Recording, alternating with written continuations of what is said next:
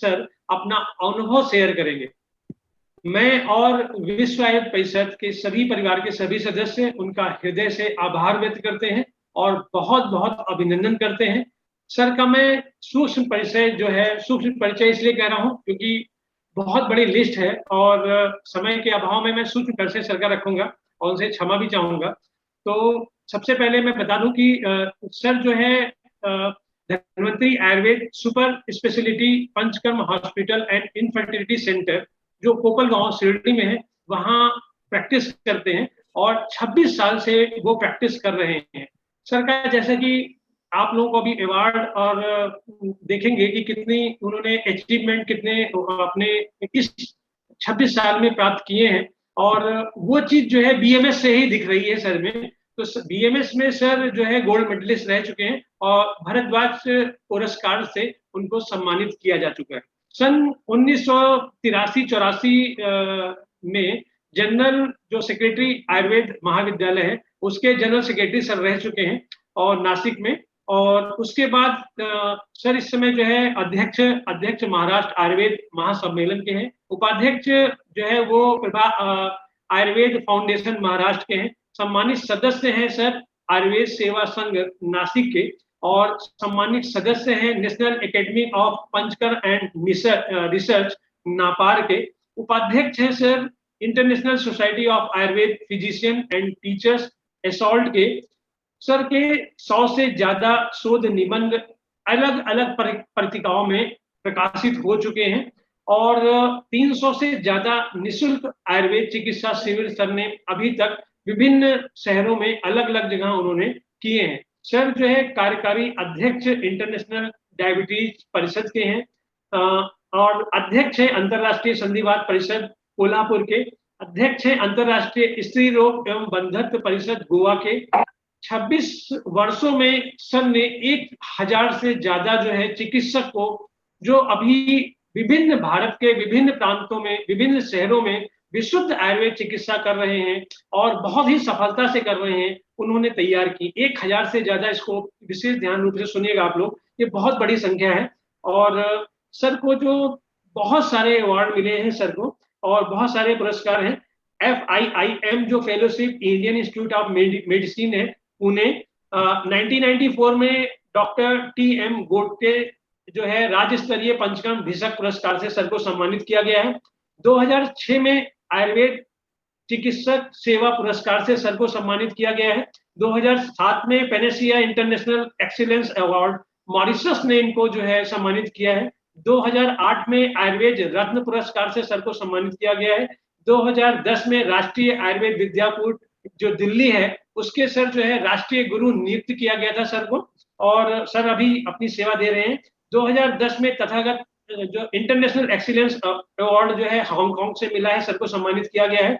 2011 में आयुर्वेद सेवक पुरस्कार, शब्दगंध साहित्य पुरस्कार, इससे सम्मानित किया गया है सर को। 2012 में इंटरनेशनल आयुर्वेद भूषण पुरस्कार, आयुर्वेद चिंतामणि पुरस्कार, धन्वंतरी जीवन गौरव पुरस्कार, सांडू आयुर्वेद भूषण पुरस्कार, जाणीव पुरस्कार, बिंदु माधव पुरस्कार, शिव रत्न पुरस्कार, आयुर्वेद सम्मान पुरस्कार। इस तरह से बहुत बड़ी लिस्ट है सर के पुरस्कार की और मैं आज सर को हृदय से जो है उनका अभिनंदन करता हूं और बहुत बहुत आभार भी उनका व्यक्त करता हूं कि हमारे इस सीरीज में इस मंच पे सर ने एक बार फोन करके उनसे बात करके वो आने के लिए उन्होंने हाँ कहा मुझे और मैं अब सर को आमंत्रित करता हूं कि वो अपना अनुभव जो है हमें शेयर करें। Thank you sir. नमस्कार विनीत जी। सबसे एक पहले करेक्शन करना चाहूंगा, मेरे प्रैक्टिस को जस्ट अभी अक्षय तृतीया से 34th ईयर शुरू हो रहा है। 33 इयर्स प्रैक्टिस कंप्लीट हुई है। इसके पहले काफी वेबिनार में मैंने हिस्सा लिया, काफी वेबिनार में मैंने लेक्चर दिए। आज ये सुबह से तीसरा लेक्चर वेबिनार में चल रहा है, लेकिन आज थोड़ा सा हेजिटेशन, थोड़ा सी घबराहट सी महसूस हो रही है क्योंकि मेरे सामने काफी दिग्गज आज सुनने के लिए है। उनमें आलोक जी है, सुरेंद्र जी है, काफी बड़े बड़े वैद्य यहाँ पर है। उन सभी को मैं यही से चरण स्पर्श करता हूँ और आज के इस वेबिनार के लिए उपस्थित सभी आयुर्वेद प्रेमी वैद्य भाई और बहनों का मनपूर्वक हार्दिक स्वागत करता हूं। सबसे पहले मैं एक कहना चाहूंगा कि हमारे महाराष्ट्र में साइक्लोन का माहौल चल रहा है, बाहर काफी तेज हवा चल रही है, तो हो सकता है बीच में कभी बिजली गुल हो जाए, तो इन्वर्टर भी अभी ऑलरेडी डाउन हो चुका है, तो हम इधर से कट जाएंगे। एक 2-3 मिनट में फिर से ज्वाइन होने की कोशिश करेंगे, यदि नहीं होते है तो बाबा के भरोसे हम चलेंगे। फिर से वही स्नेह भरा प्रश्न, आप सब कैसे हो? आशा करता हूँ कि आप इस कोरोना पैंडेमिक में स्वस्थ होंगे, लेकिन पहले से प्रसन्न निश्चित ही नहीं होंगे, बराबर है ना?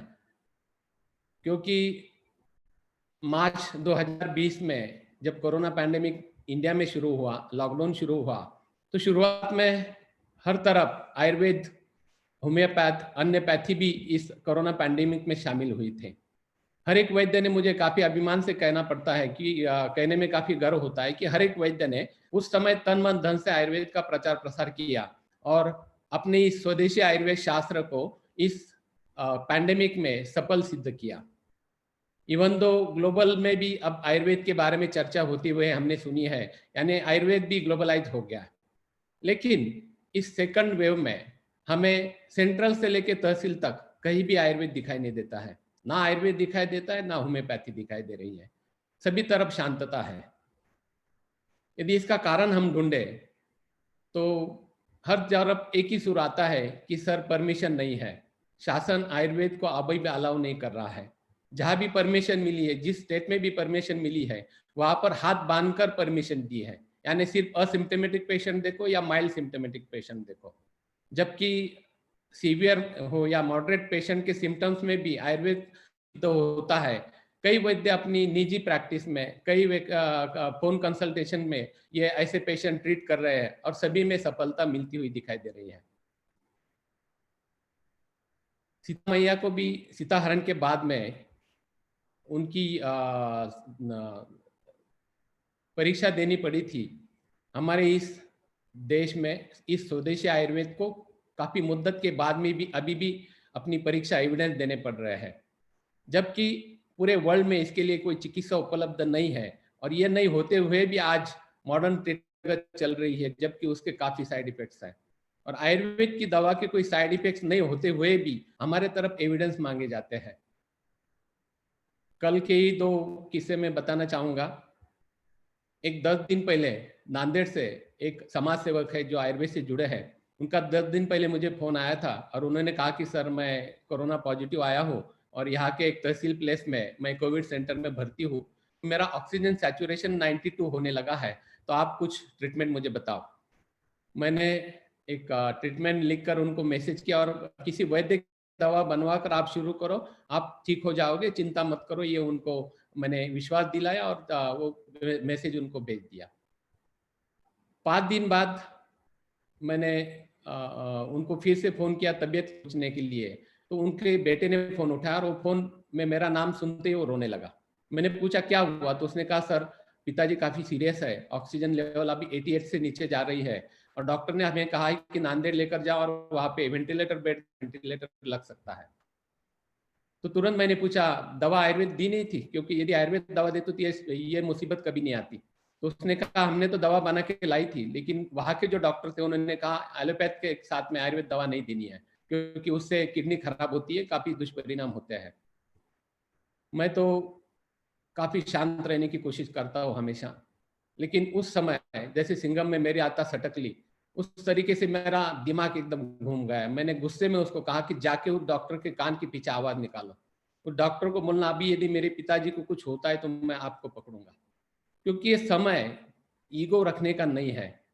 जो भी पैथी हो साथ में मिलके यदि काम करेंगे तो इस कोरोना पैंडेमिक को हम नष्ट कर सकते हैं। यदि उस समय उस डॉक्टर महाशय ने आयुर्वेद को अलाउ किया होता तो शायद ये नौबत उन पे नहीं आती। कल फिर से एक नासिक की एक महिला का मुझे फोन आया, जबकि उनके 71 ईयर्स पिताजी थे, उनको 10 दिन पहले कोरोना पॉजिटिव पाए गए, वो मॉर्बिड थे लेकिन हट्टे कट्टे थे।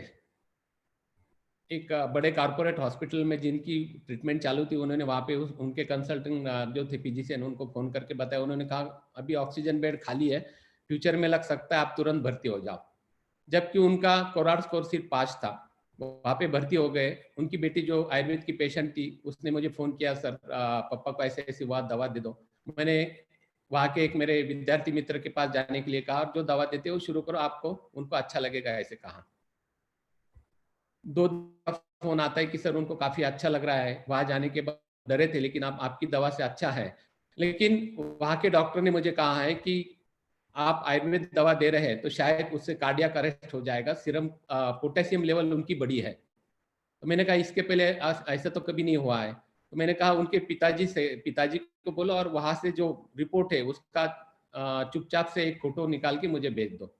शाम को उन्होंने फ़ोटो भेजा, उसमें 3 पॉइंट समथिंग पोटेशियम लेवल थी, यानी नॉर्मल थी। फिर भी वहाँ पे उस डॉक्टर ने उनको झूठा कहा था। तो मैंने कहा ठीक है, वो कहते हैं लेवल बढ़ती है तो आप करो, 1-2 दिन दवा बंद करो और उसके बाद में क्या होता है देखेंगे। उसने काफ़ी मजबूरी में हाँ कहा, और उसके बाद में उसका फ़ोन नहीं आया, जो कल मॉर्निंग में मुझे फ़ोन आया, और आने के बाद वो रोने लगी। उसका रोना सुनते ही मुझे लगा कि कुछ तो भी गड़बड़ी हुई है। मैंने उसको आगे पूछा, उसने कहा सर 2 दिन दवा बंद कर दी, लेकिन 2 दिन के बाद में उन्होंने मुझे बुला लिया और कहा कि तुम्हारे पिताजी की किडनी भी फेल हो रही है और डायलिसिस करना पड़ेगा। लेकिन ब्लड प्रेशर कम है, इसलिए काफ़ी स्लोली डायलिसिस करना पड़ेगा, जहाँ 2 घंटे लगती है वहाँ पे 6 घंटे लगेंगे। मैंने भी उनको कहा जो करना है करो, लेकिन पिताजी बचने चाहिए। और उस शाम को डायलिसिस शुरू हुआ और 2 घंटे के बाद में ही उनका मुझे फ़ोन आता है कि पिताजी शांत हुए हैं। तो काफ़ी दुःख हुआ वो सुनकर। मैंने कहा बिल कितना हुआ? तो उसने कहा सर 7.5 लाख रुपए बिल हुए। तो मैंने एक ही शब्द मेरे मुँह से निकला कि 7.5 लेकर तुमने तुम्हारे पिताजी को मार दिया। क्योंकि उस समय यदि उस डॉक्टर ने जो दवा चालू थी, जबकि उस पेशेंट की श्रद्धा आयुर्वेद के ऊपर थी, हमेशा पेशेंट की साइकोलॉजी देखनी चाहिए। उस समय उस पेशेंट की साइकोलॉजी यदि वो डॉक्टर देखते और ये कंटिन्यू रखते, तो शायद आज उनकी जान बच सकती थी।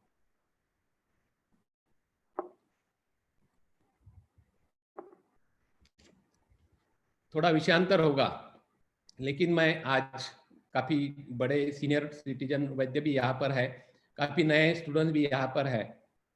तो मैं सबको हाथ जोड़कर विनती करता हूँ कि हम सब एक बार फिर से यूनिट हो जाएं। यूनिटी इज ए पावर कहते हैं। जब तक तुम आयुर्वेद को अंडर वन रूप नहीं लाते हो, जब तक तुम आयुर्वेद को एक विचार से नहीं जुड़ते हो, जब तक सभी संगठन साथ मिलकर काम नहीं करते हो, जब तक one man one voice Ayurveda का नहीं होता है, तब तक हमें शासन कभी परमिशन नहीं देगी।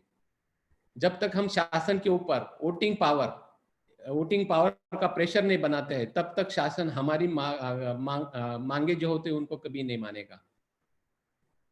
आज तक जितने भी प्राइम मिनिस्टर हुए हैं, आदरणीय मोदी जी ने जितना आयुर्वेद को सपोर्ट किया है, शायद ही किसी पीएम ने किया होगा। लेकिन आज मोदी जी भी हताश है, क्योंकि ये लॉबी इतनी बड़ी है कि उनके सामने मोदी जी को भी हताश होना पड़ रहा है। इसलिए हम लोगों को यूनाइट होना जरूरी है। यदि हम सब यूनाइट होते हैं तो हम कुछ ना कुछ वोटिंग पावर का प्रेशर उनके ऊपर बना सकते हैं, ताकि आगे चल के आयुर्वेद का कुछ ना कुछ अच्छा हो जाए। आयुर्वेद से तो सभी प्रकार की ट्रीटमेंट होते हैं, इवन तो इमरजेंसी आयुर्वेद से हमेशा हैंडल की जाती है। ये कोरोना पैंडेमिक है, तो इस कोरोना पैंडेमिक में भी आयुर्वेद सिर्फ फोन पे कंसल्टिंग करके भी किस तरीके से ट्रीट की जाती है, ऐसे भी अनुभव हम हमारे दैनंदिन दिन में रोजाना ले रहे हैं। अक्टूबर में एक नासिक की महिला थी जो कि कोरोना पॉजिटिव आई, एक कारपोरेटर हॉस्पिटल में भर्ती हो गई। वहाँ पे सब हायर डोज रेमडेसिविर वगैरह सब होने के बाद जब वो घर आई, तो उसके हस्बैंड जो कि मेरे पेशेंट थे, उनका मुझे फोन आता है और उन्होंने कहा सर शुभांगी को कोरोना हुआ था। मैंने कहा कोरोना हुआ तो फिर इमीडिएट फोन क्यों नहीं किया, क्योंकि आयुर्वेद में काफ़ी अच्छी दवा है। तो उन्होंने कहा सर डर गए, और डर के मारे हमने डायरेक्ट हॉस्पिटल में उनको भर्ती करवाया। लेकिन उस इतना उल्लास है कि उसके सामने पानी भी ले जाते तो उसको उल्टी जैसे होता है, और थकान तो इतनी कि सादा अपना हाथ यहाँ से उठा के दूसरी तरफ वो नहीं ले जा सकते। तो मैंने कहा नौसिया यदि है तो दोषों की उत्क्लेश अवस्था है, तो ये वमन का लघुवमन यदि हम उसे दे देते हैं तो उसको फायदा हो जाएगा। उसने कहा सर उसको इतनी थकान है तो उल्टी से और कमजोरी आ जाएगी। मैंने कहा वैसे नहीं होगा, मॉर्निंग में तुम फोन पर मैं बताता हूँ वैसे करेंगे। सुबह 7:30 बजे उसका फोन आता है। फोन आने के बाद मैंने उसको कहा एक काम करो, 1 गिलास दूध शक्कर डाल के उनको पिला दो। और उसके बाद में 3-4 चम्मच 3-4 गिलास गुनगुना पानी नमक डाल के उनको लेने के लिए कहा। और कड़वा चूरन कुछ भी हो घर में, तो उसने कहा त्रिफला चूरन है, मैंने कहा थोड़ा सा मुंह के ऊपर डाल दो। जैसे ही त्रिफला चूरन उसने मुंह में लिया वैसे उसको उल्टी हो गई। उसके बाद में उंगली डाल के उल्टी करने के लिए बोला, तो 7-8 अच्छे से वेग उसको आ गए और उसके बाद में थकान के कारण वो सो गई। 12 साढ़े 12 बजे उसके हस्बैंड का फोन आता है और उसने कहा कि सर उसको काफी भूख लगी है, तो खाने के लिए क्या देना चाहिए। मैंने कहा उसको पतली मूंग की दाल की एक पेज बना के दे दो, बस ज्यादा कुछ देना नहीं है। शाम को 5 बजे फिर से उसका फोन आता है, सर वो खाने को मांग रही, कुछ रोटी सब्जी चाहिए। तो मैंने कहा हल्का देना है तो मूंग की दाल की खिचड़ी बना के दे दो। और दूसरे दिन सुबह 8 साढ़े 8 बजे उस शुभांगी का फोन मुझे आता है और वो कहती कि सर आपके कल के उल्टी ने चमत्कार कर दिया, मुझे काफी अच्छी भूख लग रही है, अभी क्या खाऊं क्या नहीं ऐसे मुझे हुआ है और मेरी थकान पूरी तरह से गायब हुई है। यानी सिर्फ एक लघु अमन पोस्ट कॉइड कॉम्प्लिकेशन जो उसके थे, हुर्लास थे, जो शॉर्ट टर्म जो कॉम्प्लिकेशन थे, ये लघु अमन से उसके चले गए थे, अग्निवर्धन हुआ था और जो भी उसने खाया उससे ताकत आकर बल प्राप्ति उसे हुई थी। इसी प्रकार जो भी चरकाचार्य ने कहा है कि ज्वर के बाद में उपद्रव स्वरूप रक्तपित्त होता है, तो ये भी केसेस आजकल प्रैक्टिस में दिखाई देने लगे हैं। एक 15 दिन पहले यहाँ के एक कारपोरेट हॉस्पिटल में एक 55 ईयर्स महिला जो कि मेरे 32 ईयर्स से पेशेंट है, कोरोना पॉजिटिव के कारण वहां डायरेक्ट जाकर भर्ती हो गए क्योंकि वो हॉस्पिटल उनके किसी रिश्तेदार का था। और रेमडेसिविर वगैरह सब होने के बाद में भी उसका ऑक्सीजन सैचुरेशन 86-88 चल रहा था। और एक दिन सुबह शाम उसकी लड़की जो भी कोरोना पॉजिटिव थी वो भी उसके साथ में हॉस्पिटल में थी। वो सुबह शाम फोन करती थी। उसके 2 बेटे, एक दुबई में है एक कनाडा में है। करीबन 20-25 फोन रोजाना उनके दुबई से या कनाडा से होते थे और मेरे भी हॉस्पिटल में कंटिन्यू फोन रहते थे, क्या क्या अपडेटेड मैं लेते रहता था। और एक दिन सुबह 6 बजे उनके लड़के का फोन आता है और उसने कहा कि सर मम्मी को काफी ब्लीडिंग हो रहा है और पूरा बिस्तर गीला हुआ है, नीचे भी ब्लड गिर रहा है। तो ये तो वजाइनल ब्लीडिंग था, जबकि उसके 10 साल पहले हिस्टेक्टोमी हो चुकी थी। तो मैंने कहा उसका कारण ढूंढना पड़ेगा। और जबकि रेमडेसिविर के कारण क्लेक्जासिन, हिपेरिन जैसे एंटीकोएगुलेंट ट्रीटमेंट भी चल रही थी, तो ये भी कारण होता है। तो मैंने वहाँ के जो मेडिकल ऑफिसर है वो यूपी से ही बिलोंग करते हैं, एमडी आयुर्वेद है वहाँ के मेडिकल ऑफिसर है। तो मैंने उनको फोन करके पूछा, उन्होंने कहा सर ब्लीडिंग तो काफी हो रहा है, गायनेकोलॉजिस्ट जब तक आएंगे तब तक मैं नहीं कुछ कर सकता। मैंने कहा तब तक पेशेंट बचेगी क्या, हेमोरेजिक शॉक में वो चली जाएगी, ऑलरेडी कोरोना है, आप किसी गायनेकोलॉजिस्ट की बुला लो और पैकेज दे दो पहले और विटामिन के वगैरह तुम्हारी जो फॉर्मूला वो उनको दे दो। 10:30 बजे एक गायनेक को देखा, उन्होंने एक बैंडेज का पैक डाल दिया, कुछ इंजेक्शन वगैरह दिए वगैरह। लेकिन 6 बजे उनके लड़के का फोन आता है और वो कहती कि सर अभी भी ब्लीडिंग नहीं रुका है, काफी ब्लीडिंग हो रहा है और मम्मी काफी सफेद दिख रही है। तो फिर मैंने कहा ठीक है मैं आयुर्वेद चिकित्सा करता हूँ। तो वासाघृत जिन्हें हम अडुलसा कहते हैं, वासाघृत मेडिकल से लेने के लिए कहा और उसके साथ में एमिल फार्मा की एमिस्टॉप जी जो कि हेमोस्टैटिक एक्शन उसकी है वो साथ में लेकर जाने के लिए कहा और उसको कहा आधा कप गर्म दूध में 4-5 चम्मच वासाघृत डाल के उनको दे दे और 2 एमिस्टॉप जी की गोली दे दे।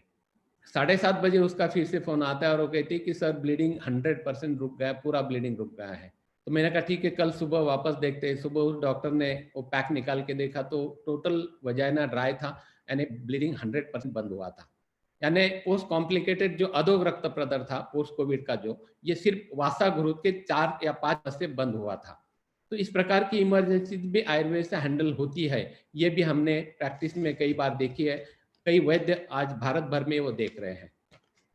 आज का विषय जबकि कोविड की ट्रीटमेंट है, मैं यहाँ पर कोई शास्त्र की चर्चा नहीं करने वाला क्योंकि शास्त्र की चर्चा आप सब पढ़ चुके हो। तो यहाँ पे चिकित्सा किस प्रकार से देनी है या मैंने क्या चिकित्सा दी, इसके कुछ मेरे एक्सपीरियंस में शेयर करना हो। अब इसकी एक्शन किस प्रकार से होती है, या उसमें इम्यूनिटी बढ़ती है और उसके कारण कोविड इन्फेक्ट नहीं कर पाता, या कोविड का जो कोरोना वायरस का उसका रेप्लिकेशन उससे बंद हो जाता है या स्टॉप हो जाता है, इसके ऊपर इंस्टीट्यूट लेवल पे रिसर्च होना जरूरी है, ऐसे मुझे लगता है।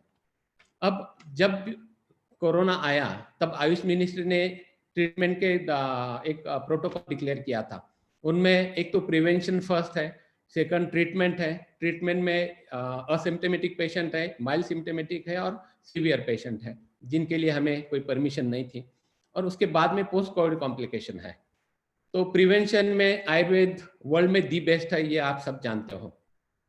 प्रिवेंशन के लिए कुछ भी होता है तो शमशमनी वटी है, अमल की घनवटी है, महासुदर्शन घनवटी है, या अश्वगंधा घनवटी है, अमृतारिष्ट है, च्यवनप्राश है, ये सब हम दे सकते हैं। ये ग्लोबल लेवल पे प्रूव भी हुआ है। लेकिन कुछ ऑब्जर्वेशन है जो कि मैंने मेरे प्रैक्टिस में देखे हैं, उसके बारे में सबसे पहले हम चर्चा करेंगे। 22 मार्च 2020 में लॉकडाउन पहला आदरणीय पंतप्रधान मोदी जी ने डिक्लेयर किया। उसके बाद में तरफ से वैद्य फोन आने शुरू हुए कि इसमें हम कहाँ है, हम क्या कर सकते हैं। आयुर्वेद को प्रूव करने का ये काफी बड़ा अच्छा मौका है, लेकिन परमिशन तब तक नहीं मिली। हमारे महाराष्ट्र में सबसे लेट यानी 15 जून को परमिशन मिली। तब तक हमने वीडियो द्वारा वीडियो क्लिप बना के कैसे प्रिवेंशन कर सकते हैं, ऐसे काफी कुछ किया। जितने भी कोरोना वॉरियर्स है उनके लिए क्या करना चाहिए उसके बारे में चर्चा की। और 15 जून को जैसे ही परमिशन मिली तब से आज तक मुझे बड़ा गर्व होता है कि तब से आज तक कोरोना की टोटल ट्रीटमेंट हम फ्री ऑफ कॉस्ट करते हैं। किसी भी पेशेंट से 1 रुपीज भी 1 पाई भी हम नहीं लेते। शुरुआत में जितने भी फ्रंटलाइन कोरोना वॉरियर्स है, करीबन 6000 कोरोना वॉरियर्स को हमने प्रिवेंशन किट, जिनमें पंचनिर्वर्धन तेल नष्ट, एक च्यवनप्राश, आयुष्कॉर्ट टैबलेट और गुडुची घनवटी, ये हमने हर एक को मुफ्त में बांटे। जितने भी CHO डॉक्टर्स है बेचारे मास्क लगा के सिर्फ पेशेंट देखते थे, उनको हमने आयुर्वेद महासम्मेलन महाराष्ट्र की ब्रांच से PPE किट मुफ्त में बांटे। और जब से परमिशन शुरू हुई जून के बाद में, फिर जब OPD भी शुरू हो गए, तब जितने भी पेशेंट आते थे उनको लक्षण जो भी है उसके हिसाब से हम चिकित्सा करते गए। और तब से आज तक सभी प्रकार के अनुभव, कई हजार से ज्यादा पेशेंट को हमें मिले, उनमें दी बेस्ट रिजल्ट सब में मिला। लेकिन फर्स्ट वेव में जो रिजल्ट मिले वो इस वेव में थोड़े से फ्लक्चुएटिंग लग रहे हैं, और उसके ऊपर भी थोड़ा सा चर्चा करना जरूरी है ऐसे मुझे लगता है। अब सबसे पहला जो ऑब्जर्वेशन मैं बताना चाहता हूँ कि आयुर्वेद से कुछ नहीं होता। आज कल का ही एक लिंक मुझे एक स्टूडेंट ने भेजी है, महाराष्ट्र के एक गायनेकोलॉजिस्ट है, जिन्होंने वो हमेशा आयुर्वेद और होम्योपैथ के बारे में अगेंस्ट लिखते हैं। तो उन्होंने 2 दिन पहले एक वेबिनार लिया जिनमें 600 लोग नॉन मेडिको थे, और उसका सब्जेक्ट था pseudo Ayurveda and homeopathy is a pseudo science. तो उसके बारे में उन्होंने वेबिनार किया था। तो उनको तो हम बाद में देख लेंगे, लेकिन इस तरीके से आयुर्वेद को शास्त्र ही नहीं इतने बोलने तक लोगों की मजाल गई है, जबकि काफी एविडेंस, काफी स्टैटिस्टिकल स्टडीज सब दिए हैं, लेकिन फिर भी शासन उनके तरफ दुर्लक्ष्य कर रही है। तो हमारे कोपरगांव के एक उद्योगपति थे, जैसे ही जून में परमिशन मिली उनका फोन आता है कि मैं तो कोमॉर्बिड हूँ, 60+ हूँ, मुझे डायबिटीज हाइपरटेंशन है, तो कुछ प्रिवेंशन के लिए दे सकते हो क्या। तो मैंने एक इमीडिएट उनको एक किट भेज दिया जिनमें आयुष्कॉर्ट टैबलेट, शमशमनी और उनको अश्वगंधा घनवटी भेज दी। उनको दोनों मियाँ बीवी को भेज दिया। और जुलाई के एंड में उनका बच्चा, उसकी बीवी और 2 छोटे से बच्चे, इन चारों की PCR टेस्ट पॉजिटिव आती है। तो ये भी एक ही घर में रहते थे, इनकी भी टेस्ट की जाती है और उनकी भी टेस्ट पॉजिटिव आती है। तो उनके बच्चों को नगर में भर्ती किया गया और इनको पूना के एक बड़े हॉस्पिटल में भर्ती किया गया, जबकि उनको कोई भी सिम्टम्स नहीं थे। लेकिन VIP होने के कारण वो वहाँ भर्ती हो गए। वहाँ पे उनको जो भी ट्रीटमेंट दी गई उन्होंने कोई ट्रीटमेंट नहीं ली, जो अपनी आयुर्वेद की थी वही उन्होंने चलाई। 5 दिन हो रहे हैं, एक दिन भी उनको कोई सिम्टम्स नहीं आया है। 5 दिन के बाद वहाँ के डॉक्टर ने आपको घर जा सकते हो ऐसे करके डिस्चार्ज दे दिया।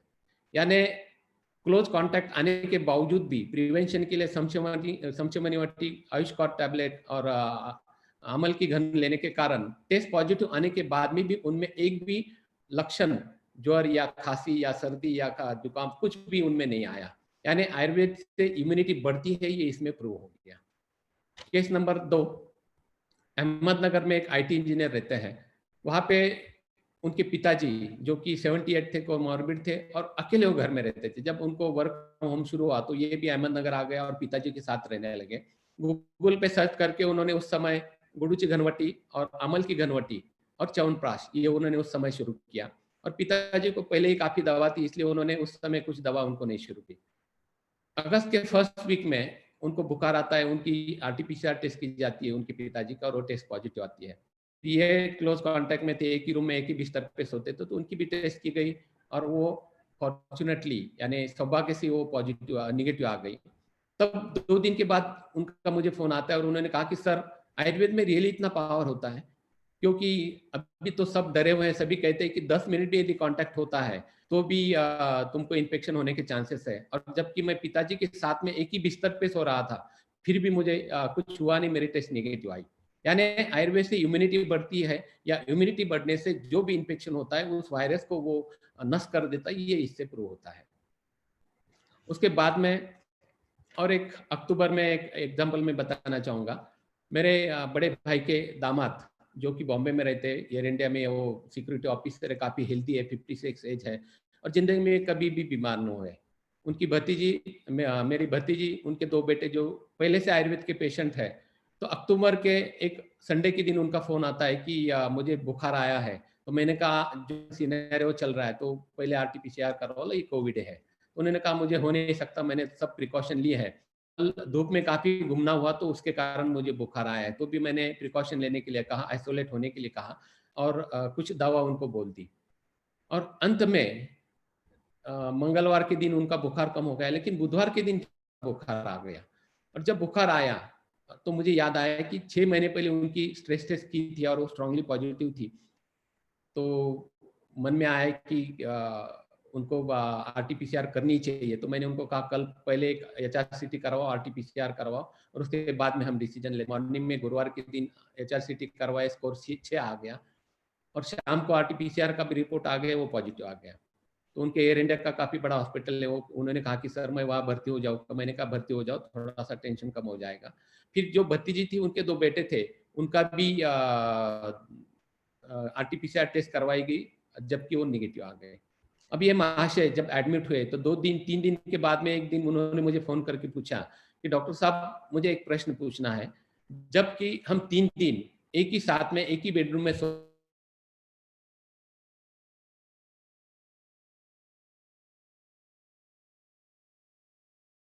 कि तीनों की रिपोर्ट नेगेटिव क्यों आई? मैंने कहा वो आयुर्वेद के पेशेंट है, शुरुआत से आयुर्वेद ले रहे हैं, इसके कारण उनको कुछ नहीं हो सकता। तो ये भी इससे यही प्रूव होता है कि आयुर्वेद से इम्यूनिटी बढ़ती है। और जस्ट एक 3 हफ्ते पहले की बात मैं बताना चाहूँगा।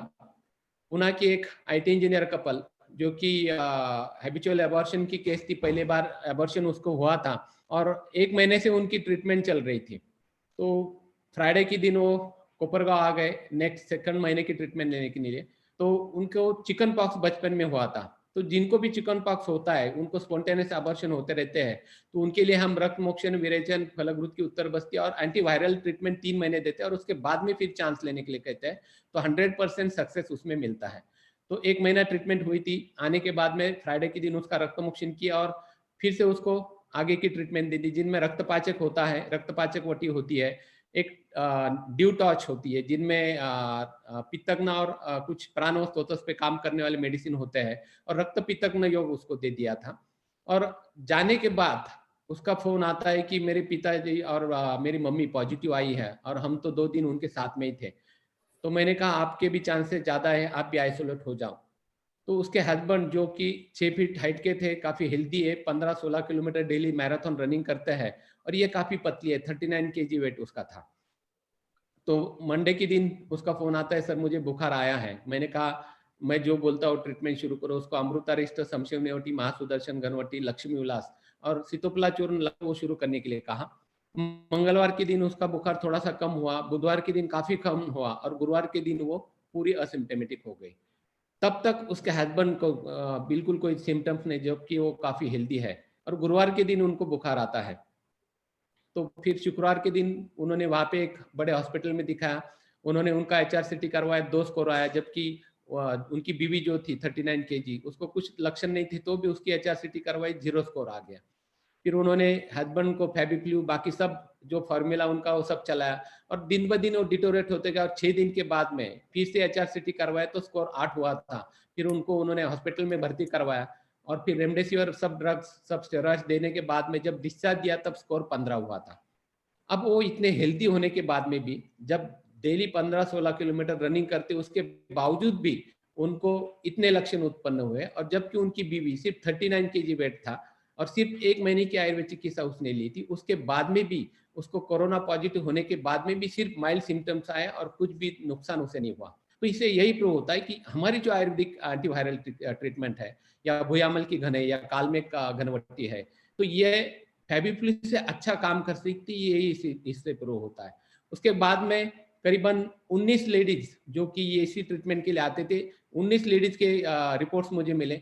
हर एक ने कहा कि सर हमारे घर में पूरे पॉजिटिव आ गए, सबको भर्ती करना पड़ा लेकिन मुझे कुछ नहीं हुआ। एक ने कहा तो 6 दिन मैं सभी पॉजिटिव पेशेंट के तरफ थी, उनकी सेवा करती रही, लेकिन मेरी टेस्ट आखिर तक नेगेटिव आ गए। तो ये जो चमत्कार हमने देखा है, तो इससे ये प्रूव होता है कि रक्त प्रसादक चिकित्सा यदि होती है, आयुर्वेदिक एंटीवायरल यदि होती है, तो फेविपिल से भी अच्छे रिजल्ट हमें मिल सकते हैं। आपने सुना होगा कि हमारी डीआरडीओ जो है संस्था, उन्होंने 2DG ये डीऑक्सी ग्लूकोज निकाला है, उसके डोज निकाले हुए हैं।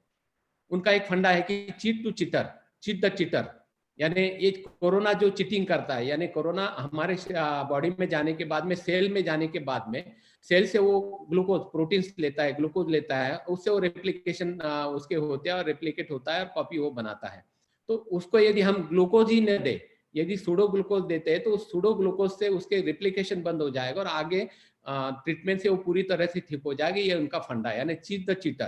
तो मेरा जो एक कहना, अभी जो केस मैंने बताई, तो ये उससे सेम एक्शन उसकी होती होगी, इसके ऊपर रिसर्च होना चाहिए, क्योंकि ये रक्त प्रसादक चिकित्सा से सूडो ग्लूकोज की एक्शन तो बॉडी में नहीं होती है ना, क्योंकि ये होता होगा इसीलिए रिप्लिकेशन नहीं होता और पेशेंट तुरंत ठीक हो जाता होगा। तो ये इसमें मैं बोलना चाहता हूँ। अब ट्रीटमेंट पार्ट जो है, उसमें असिम्टोमेटिक ट्रीटमेंट जो होती है, असिम्टोमेटिक पेशेंट होते हैं, उनके लिए मैं एक कहना चाहूँगा कि फर्स्ट वेव की बात अलग थी, सेकंड वेव की बात अलग है। पेशेंट भले ही असिम्टोमेटिक हो, लेकिन पेशेंट की साइकोलॉजी तुम देखो। यदि पेशेंट की विल पावर अच्छी है, वो कोई टेंशन लेने वाला नहीं होगा, तो कोई बात नहीं है। फिर उनको सादी समशिवनिटी या अमृतारिष्ट या महासुदर्शन घनवटी भी देते हैं, तो उसको कुछ लक्षण उत्पत्ति नहीं होती है। लेकिन यदि मुझे कोरोना हुआ है, मुझे कोरोना हुआ है, ये बात यदि कोई पेशेंट टेंशन लेता है, स्ट्रेस में आता है, तो डेफिनेटली वो डिटोरेट होता है। तो उसके तरफ शुरुआत से यदि तुम उसका ओज बढ़ाने वाली चिकित्सा करते हो, उसके लिए त्रैलोक्य चिंतामणि ये काफी ओजस्कर बताया हुआ है, जिनमें सुवर्ण और हीरक दोनों भी है। योगवाही भी गुण है उसमें, उष्ण तीक्ष्ण होने के कारण। यदि शुरुआत से हम त्रैलोक्य चिंतामणि देते हो, वैक्रांत भस्म देते हो या अन्य कुछ रेमेडी उसके साथ में देते हैं, तो आगे वो डिटोरेट नहीं होता है, उसका बल, मानसिक बल, शारीरिक बल दोनों ही टिका रहता है। सुवर्ण ब्राह्मीवटी जो एंग्जाइटी के लिए तुम साथ में देते हो, तो पेशेंट उसमें ट्रीट हो जाता है। अब माइल्ड सिम्टम जितने भी है, तो यदि हमें फ्री हैंड होता, तो पंचकर्म इसमें काफी अच्छा साबित होता है, अच्छा सफल सिद्ध होता है। चरकाचार्य ने भी बताया है कि उसके लिए यदि अवस्था है, तो यदि तुम वमन तुरंत करवाते हो, तो उसका स्थान, ये उद्भव स्थान आमाशय है और प्रसार स्थान लंग्स है, अपने फेफड़े है, तो तुरंत कफ की शुद्धि होती है। कफ प्रधान व्याधि है। दोष यदि देखते हैं तो हमें कफ प्रधान व्याधि है। दुष्य यदि देखते हैं तो रस रक्त मांस ओज उसमें दुष्य है। स्रोतस यदि हम देखते हैं तो रस व स्रोतस, अन्न व स्रोतस और प्राण व स्रोतस दृष्टि इसमें होती है। तो इसमें जितनी भी दवाइयाँ है, अब मैंने कल एक व्हाट्सएप पे पढ़ा था, एक वैद्य ने कहा कि जय हो, गोल्ड की जय हो, यानी सब गोल्ड का मारा चल रहा है। तो उस वैद्य को मैं ये इस समय इतना ही हाथ जोड़कर कहना चाहूंगा कि शास्त्र के ऊपर कमेंट्स मत करो, क्योंकि यदि मॉडर्न की ट्रीटमेंट तुम इस सिलसिले में अभी करंट सिनेरियो में देखते हो, तो क्या क्या नहीं देते हैं। जहाँ 8-10 मिलीग्राम डेक्सो का या प्रेडनिसोलोन का डोज होता है, वाह वाह 100 मिलीग्राम दे रहे हैं, रेमडेसिविर दे रहे हैं, टोसिलिजुमैब दे रहे हैं, ऑसेल्टामिविर दे रहे हैं, कई मारा पेशेंट को कर रहे हैं, जबकि साइड इफेक्ट्स होते हैं ये पता है, लेकिन साइड इफेक्ट्स की चिंता वो नहीं करते हैं। तो यदि हमको आयुर्वेद को सिद्ध करना है, तो जितने भी दवा तुम दे सकते हो उनको दे दो, क्योंकि साइड इफेक्ट्स हमारे नहीं, ये तो प्रूवन है। तो इसलिए साइड इफेक्ट्स की चिंता मत करो, पेशेंट के पैसे की चिंता मत करो, क्योंकि लाख लाख 2-2 लाख बिल होते हैं, उनके तुलना में हमारे पास गोल्ड एटम। इसमें सबसे पहले ध्यान में रखो श्वास का चिंतामणि, जो कि लंग्स के लिए काफी अच्छा है। त्रैलोक्य चिंतामणि ये ओजस कर भी है और हार्ट के लिए भी अच्छा है और बल के लिए भी अच्छा है। महालक्ष्मी विलास ये भी कफ नाशक है और उरस्थान के लिए काफी अच्छा है। स्वर्ण मालिनी वसंत जो है ये थकान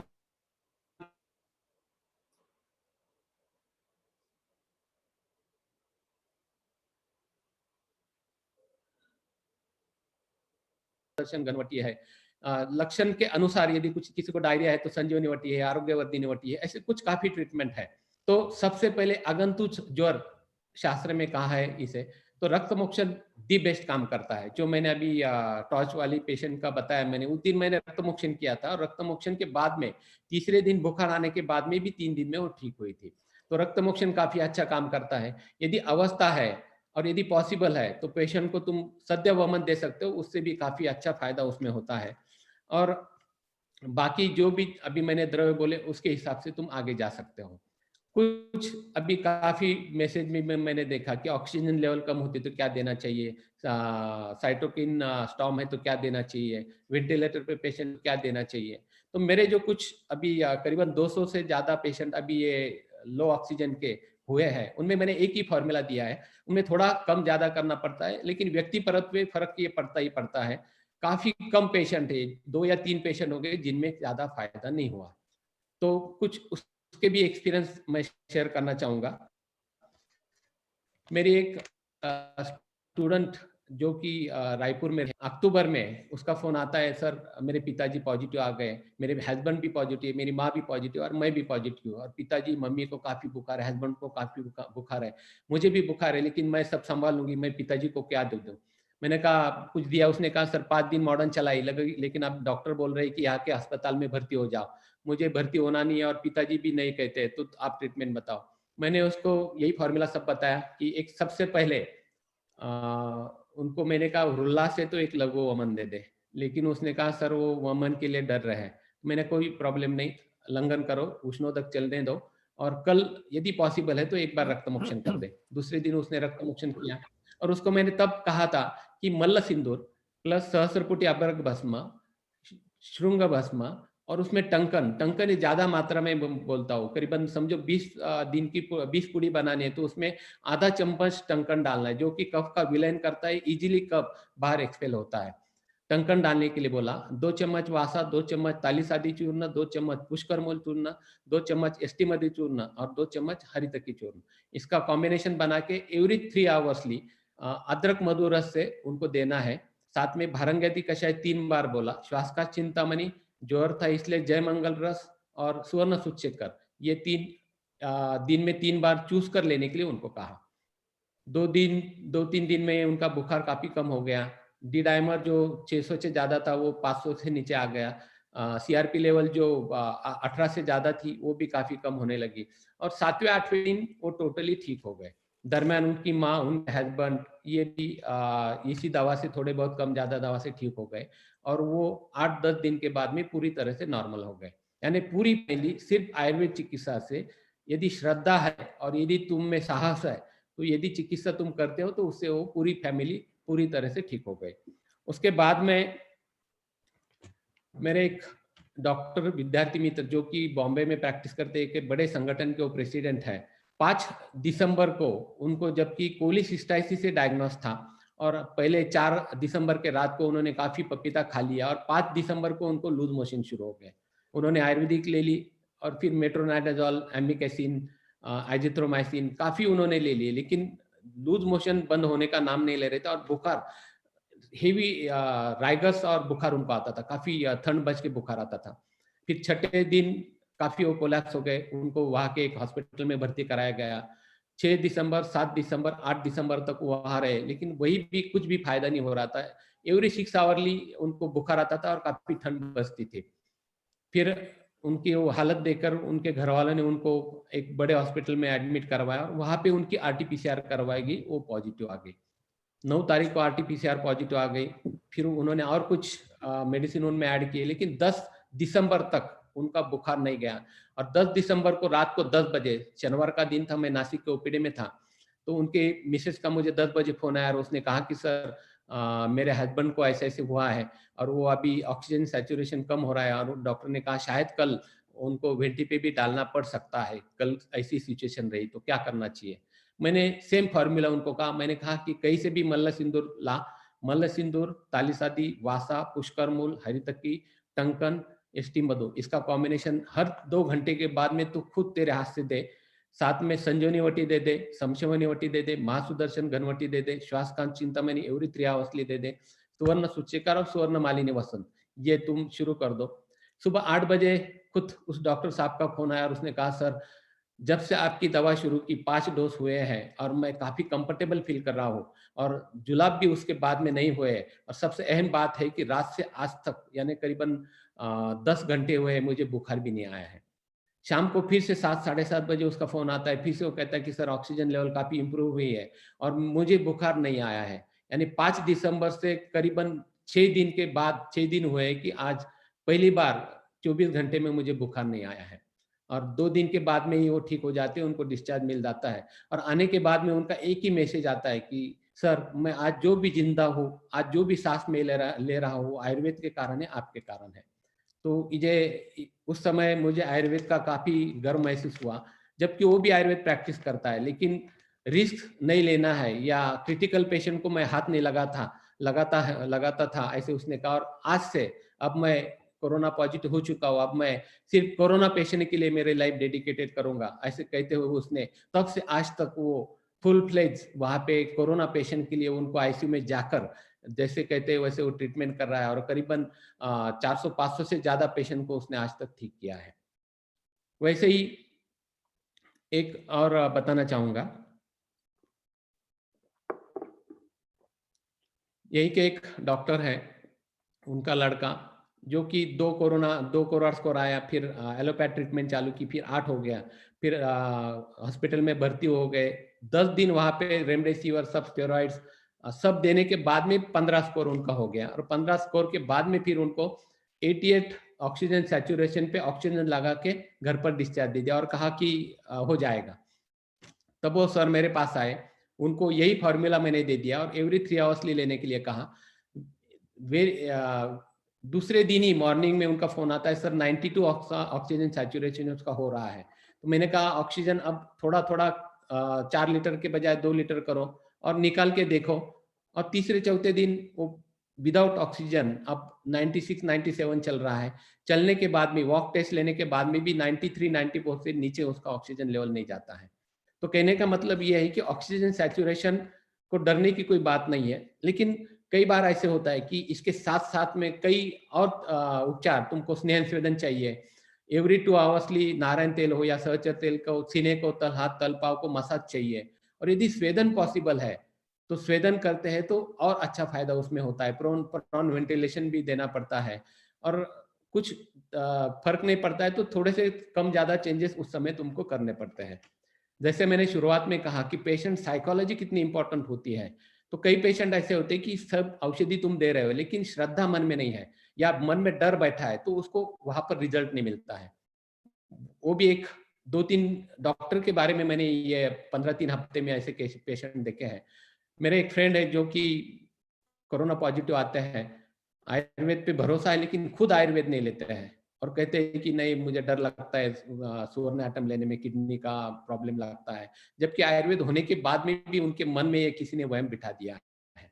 और जब वो पॉजिटिव आए, उनकी बीवी पॉजिटिव आई, उनकी माँ पॉजिटिव आई, तो उन्होंने काफ़ी उनके फ्रेंड्स को फ़ोन करके पूछा और हर एक ने अलग-अलग ट्रीटमेंट एलोपैथी की, आयुर्वेद की बताया। आयुर्वेद की तो फिलहाल उन्होंने ली नहीं उस समय, लेकिन मॉडर्न की लेते रहे। और हर बार जब मुझे पता चला, मैं तब से आज तक फिर से यहाँ पर एक आप सबको बताना चाहूँगा, मैंने मेरे विद्यार्थी मित्रों से भी 2 दिन पहले यही बात शेयर की थी, कि ईश्वर ने ये मौका हम आयुर्वेद वैद्यों के लिए पुण्य कमाने के लिए दिया है। ये काफ़ी बड़ा सुअवसर हम वैद्यों के लिए है कि हम पुण्य कमाएँ। जितना हो सके मुफ्त में आयुर्वेद कोरोना की ट्रीटमेंट करो या जिनकी परिस्थिति नहीं है, कम दाम में आयुर्वेद की चिकित्सा करो। ताकि जितना हो सके पुण्य तुम कमाओ। ये पुण्य तुमको 10 गुना ब्याज के साथ में ईश्वर तुमको फ्यूचर में देने वाला है, ये मेरा वादा है। तो डरा के धमका के जितने भी लोग आज मॉडर्न वाले पेशेंट पैसे कमा रहे हैं, ये पैसे उनको रास नहीं आने वाले। तो इसलिए हो सके जितने भी तुम्हारे पेशेंट है, रिश्तेदार है, जितने नजदीकी है, गली मोहल्ले वाले जो भी पॉजिटिव आते हैं, खुद उनको सुबह शाम फोन किया करो। उस फोन से उनको काफी राहत मिलती है, काफी आनंद मिलता है। और दुख के समय जो भी फोन तुम करते हो, दुख के समय जो भी तुम उनको बातें करते हो, ये जिंदगी भर वो कभी नहीं भूलेंगे। इसलिए मैं सुबह शाम मेरे 30-40 फोन तो जितने भी पॉजिटिव पेशेंट ट्रीटमेंट लेके गए उनको चालू रहते हैं। तो उस डॉक्टर को मैंने मित्र को फोन किया और उसका जब आवाज मैंने सुना, तो मैंने उसके बच्चे को तुरंत फोन करके कहा उसको उठा और हॉस्पिटल में भर्ती करवाओ, क्योंकि ये बचने वाला नहीं है, क्योंकि psychologically he is totally depress और आयुर्वेद पे भी वो बिलीव नहीं करता है, तुम उसको भर्ती करवाओ। 11 बजे उसको और साथ में उनकी बीवी को, जो कि 8 स्कोर होने के बाद में भी उसे कोई भी सिम्टम, जस्ट माइल्ड बुखार था, लेकिन वो उसका माइंड काफी पावरफुल था, और जबकि इसका स्कोर 0 आया था एचआरसीटी का, फिर भी ये डरा हुआ था। उनको वहां पे भर्ती किया गया। 0 स्कोर होने के बावजूद भी उस डॉक्टर ने उसको 5 दिन रेमडेसिविर दिए, और उसके बाद में थकान के साथ वो वापस जब घर पे आया तो 2.5 लाख बिल पे करके आया था। तो कहने का मतलब मेरा यही है कि यदि मन में डर है तो उसको, उस डर को निकालना जरूरी होता है। तब उस समय स्वर्ण ब्राह्मी हो या सारस्वतारिष्ट है, या पॉसिबल है तो शिरोधारा या नस से तुम करवाते हो, तो उससे, उस स्ट्रेस से वो बाहर आना चाहिए, ताकि उसको लगना चाहिए कि मैं ठीक हो जाऊंगा। तो इस प्रकार से ट्रीटमेंट भी तुम उस समय करना जरूरी होता है। अब जितने भी मेडिसिन मैंने ये बताए, ये कम अधिक मात्रा में तुम दे सकते हो, किसी भी प्रकार की, किसी भी लेवल का पेशेंट हो, ये अच्छी ट्रीटमेंट उसमें होती है। आजकल मैं सभी बच्चों को कहते आया हूँ कि अब शासन ने हमको यदि परमिशन नहीं दी है ट्रीटमेंट करने की, तो कोई बात नहीं, या यदि हम सब सीनियर सिटीजन यदि है तो हम डायरेक्ट जाके पेशेंट को यदि ट्रीट नहीं कर सकते, तो हमारे लिए जनता ने, हमारे लिए ईश्वर ने एक अलग सा एक माहौल, यानी अलग सा एक ब्रांच हमारे लिए खुलवा दी है पोस्ट कोविड कॉम्प्लिकेशन की। सभी वैद्य यदि पोस्ट कोविड कॉम्प्लिकेशन यदि ट्रीट करते हैं तो बिना रिस्क आयुर्वेद से तुम उनको ठीक कर सकते हो, और उनको काफी कम दाम में उनको ठीक करके तुम पुण्य कमा सकते हो। यदि आप पोस्ट कोविड कॉम्प्लिकेशन के बारे में हम यदि देखें तो सिस्टम वाइज हम देखते हैं, यदि लॉन्ग टर्म या शॉर्ट टर्म के जो भी कॉम्प्लिकेशन, उनमें सीवियर दौर्बल्य जिसे हम क्लम कहते हैं या अस्थेनिया कहते हैं, ये क्लम के काफी पेशेंट मिलते हैं। लेकिन मैं गर्व के साथ कहना चाहूंगा कि ऐसे पेशेंट को स्वर्ण मालिनी वसंत यदि सुबह शाम एक एक गोली देते हो, तो 1 या 2 गोली के बाद में वो पेशेंट का फोन आता है कि मेरी कमजोरी चली गई। तो क्लम के लिए स्वर्ण मालिनी वसंत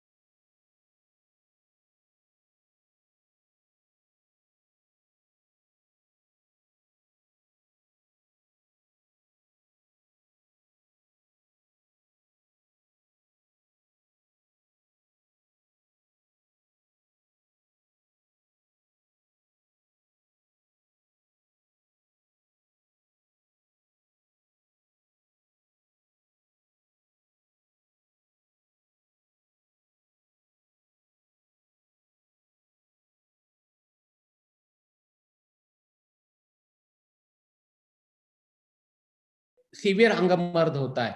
कई पेशेंट मैंने ऐसे देखे हैं कि 3-3, 4-4 महीने के बाद में भी सीवियर बॉडी उनको होता है। ऐसे पेशेंट में यदि योग बस्तिक्रम करवाते हो या बृहत्वा चिंतामणि सुबह शाम एक एक गोली देते हो, तो 1 या 2 दिन में उसका अंगमर्द जो होता है, बॉडी होता है, वो पूरी तरह से नष्ट हो जाता है। पेशेंट में श्रमजन्य श्वास होता है, यानी थोड़े भी चलते हैं तो थकान महसूस होती है, होता है। ऐसे केसेस में भी स्वर्ण मालिनी के साथ में स्वर्ण यदि हम देते हैं तो 2 या 3 दिन में भी उसका पाल्पिटेशन, या स्वर्ण शिवशंकर मात्रा का चाटन देते हैं तो उसका वो पाल्पिटेशन उस समय ठीक होते हुए दिखाई देता है। कई पेशेंट में इंसोम्निया है, यानी स्ट्रेस फैक्टर होता है, यानी उस एंजाइटी से वो बाहर ही नहीं आ पाता। तो ऐसे पेशेंट में स्वर्ण ब्राह्मी ओटी है, सारस्वतारिष्ट है, वत्सतेल नस्य है, या शिरोधारा हम अल्टरनेट डे करवाते हैं तो 3 या 4 दिन में वो पेशेंट काफी हद तक एंजाइटी से बाहर आ जाता है। वैसे यदि लॉन्ग टर्म का हम विचार करें, यदि सिस्टम वाइज यदि हम जाते हैं तो लंग्स फाइब्रोसिस ये काफी कॉमन प्रॉब्लम आजकल दिखाई देने लगा है। तो उसके लिए दी बेस्ट एक्सरसाइज जो है लंग्स के, जो प्राणायाम कहा है, ओमकार है, ये यदि हम करते हैं तो लंग्स की एक्सपेंशन की कैपेसिटी बढ़ जाती है। और एक उदाहरण मैं हमेशा बताता हूँ कि यदि समझो नदी को बाढ़ आ जाती है तो बाढ़ का पानी पूरे गांव में गली मोहल्ले में घुस जाता है, और यदि बाढ़ उतर जाने के बाद, पानी उतर जाने के बाद पूरे गली मोहल्ले में कीचड़ होता है, कचरा बना रहता है और वो वैसे ही रहता है। तो उस प्रकार से कोरोना हो जाने के बाद में यदि कोराट स्कोर तुम्हारा 15 है, 20 है, तो पूरे लंग्स में वो जो क्लॉट्स पड़े रहते हैं वो कचरा वैसे ही लंग में रहता है और उसके कारण स्पेस कम होने के कारण काफी दिनों तक उस पेशेंट को सांस फूलती है या थोड़ा भी कुछ होता है, चलते हैं तो सांस लगती है। तो कचरा वहां से हटना जरूरी है। तो ये हल्दी का जो अर्क होता है, कुरकुरमिन लौंगा जो बोलते हैं, उसका 10-10 बूंद हल्दी का अर्क यदि हम सुबह शाम पानी में लेते हैं, या कड़ू नीम का स्वरस यदि हम सुबह शाम आधा-आधा कप लेते हैं, तो उससे ये कचरा जो ये वहां पे जो बचा हुआ क्लॉट्स ये नष्ट होते हैं। ऐसे कुछ पेशेंट में हमने जब फिर से एचआरसीटी करवाई उसमें ये नजर आया है। तो ये भी तुम कर सकते हो। साथ में ज्योतिषपंथी तेल जो कि ये मेद्य भी है और लंग्स के लिए काफी अच्छा होता है और फुफ्फुस की जो कि एक्सपेंशन की कैपेसिटी, इलास्टिसिटी उससे बढ़ती है, तो ये साथ में दे सकते हो। भारंगदी कषाय दे सकते हो, प्रभाकरवटी है, या श्वासकाश चिंतामणि कुछ दिन तक चला सकते हो, जिसके कारण आगे चल के ये सांस फूलना, लंग्स का फाइब्रोसिस ये ठीक होते हुए नजर आए। स्किन के बारे में यदि हम देखते हैं तो कई पेशेंट में सीवियर अर्टिकेरिया, ये रैशेस स्किन पे आना, ये लक्षण दिखाई दे रहे हैं। कई पेशेंट में रेडिश ऐसे पैचेस उत्पन्न होते हैं और कई पेशेंट में पोस्ट कोविड हर्पीज जिसे हम विस्तर पर कहते हैं, ये भी लक्षण दिखाई दे रहे हैं। तो इन सब की चिकित्सा आयुर्वेद में दी बेस्ट है वो रक्तमोक्षण है। ऐसे पेशेंट में तुरंत रक्तमोक्षण करवाओ। यदि हर्पीज है, रक्तमोक्षण से इमीडिएट संप्राप्ति भंग हो जाती है। अर्टिकेरिया है तो रक्तमोक्षण से नेचुरल एंटी हिस्टामिन बॉडी में लिबरेट हो जाते हैं और पेशेंट का अर्टिकेरिया वहां बंद हो जाता है। और साथ में करंज मरीचादी तेल साथ में अर्टिकेरिया है तो लगाने के लिए दे दो। हर्पीज है या रेडिश पैचेस है तो वहां पे शतदोष घृत काफी अच्छा काम करते हैं, तो शतदोष घृत लगाने के लिए दे दो।